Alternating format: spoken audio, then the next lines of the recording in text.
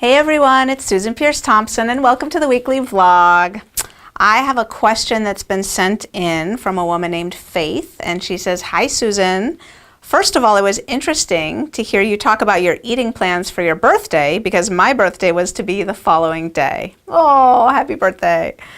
You said in your birthday video that we could ask a question if there was something we'd like addressed. So yes.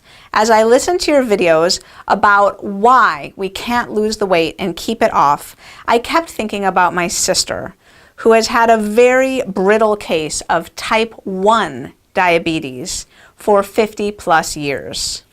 Any stressor can mess up her sugar levels, and likewise, she often gets insulin reactions during which she is frantic for sugar and keeps a jar of chocolate chips handy for such occasions. Naturally, she is obese and cannot seem to slim down no matter what she tries. In your Bright Line eating plan, are there any guidelines for someone with such severe insulin reactions? I need to slim down too, but did not register for the boot camp because a family member is currently dying, and I didn't think I would be able to be present for all of the sessions. Thank you for your videos, for your love, your enthusiasm, your attitude, your desire to help struggling, defeated people. Faith. Oh, Faith. Well, first of all, my heart goes out to you and your family member who's dying and to your sister. So lots of love to all of you. And your question is really apropos. I think, research shows that there are people who have really volatile insulin systems and really poor insulin sensitivity. And then there are people who have really finely tuned insulin systems, which means their body is very sensitive to the insulin that they make and responds to it very quickly. And that means that not a lot of insulin is needed and so forth. And what I want to say is that, yeah, absolutely. I want to say a couple things. One is that in general, the Bright Line eating plan is designed for people like your sister in general. Eliminating sugar and flour and eating large quantities of vegetables, eating at regular structured meal times. These are some of the best things you can do if you've got an insulin sensitivity issue and a volatile insulin system.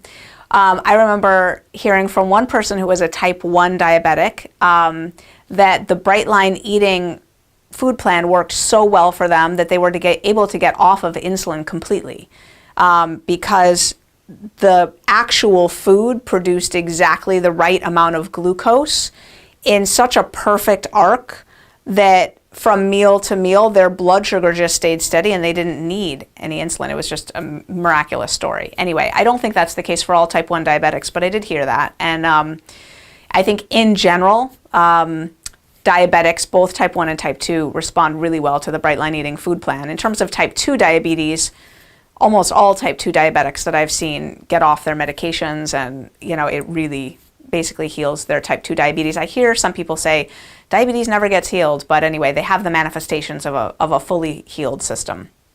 But the other thing I want to say is that in the Bright Line eating plan, we've become a lot more savvy about how to tweak the food plan for people who are especially insulin sensitive, or I guess technically it would be insulin insensitive, but who have the issues that you're describing.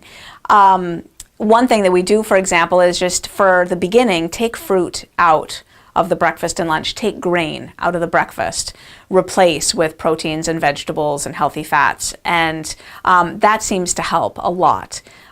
We also have a health coach on staff, an RN, who works closely with people who've got medical challenges, makes sure that they're talking with their doctor and stuff, but just is really knowledgeable about how to tweak the Bright Line eating plan in certain cases. So we do a lot to help people who have specific challenges. And in my experience, what your sister is going through, although it is somewhat unusual in that she's got type 1 diabetes, which in this day and age, of course, most people who have diabetes have type 2 diabetes. The solution for it is actually more garden variety than you might think. It's about eliminating sugar and flour, getting your quantities in check, eating at regular meal times 3 times a day, getting the support and the structure and the guidance that you need to be able to do that, and then working with your doctor to watch your medications and titrate them down as your body gets healthier and healthier and healthier. So even though your sister's got kind of an extreme case, I actually think that the system we've got set up in Bright Line Eating would work really, really well for her. So that's my prediction. It was sweet to hear from you, Faith. Thanks for writing in. And I'm just sending a lot of love and prayers to your whole family. So that's the weekly vlog. And if you, like Faith, have something you'd like me to address on the weekly vlog, go ahead and send it in. I'm at Susan@brightlineeating.com. I'll see you next week.